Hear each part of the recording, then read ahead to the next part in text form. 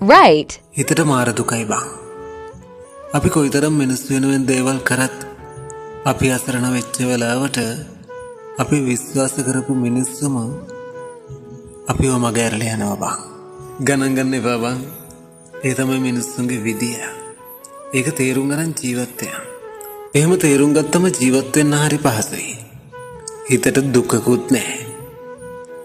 උඹ කියන කතාව ඇත්ත බං. ඒත් ළඟම ඉන්න උන් වෙනස් වෙලා මගහැරලා යද්දී හිතට මාර අවුල් නේද බං. ඒක ජීවිතේට අලුත් පාඩමක් කියලා හිතාගනින්. කොහොමත් මිනිස්සු බලාපොරොත්තු වෙන දෙයක් අපෙන් ඉෂ්ට වෙනවා නම් අපි ඒ මිනිස්සුන්ට ගොඩක් වටීවි.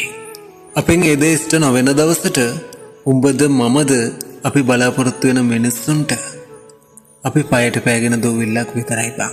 ඒක තමයි ඇත්ත. ඒක තේරුම් අරන් ජීවත් වෙන්න. Right. හිතට මාර දුකයි බං. අපි කොයිතරම් මිනිස්සු වෙනුවෙන් දේවල් කරත් අපි අසරණ වෙච්ච වෙලාවට අපි විශ්වාස කරපු මිනිස්සුම අපිව මගහැරලා යනවා බං. ගණන් ගන්න එපා බං. ඒ තමයි මිනිස්සුන්ගේ විදිය. ඒක තේරුම් අරන් ජීවත් වෙන්න.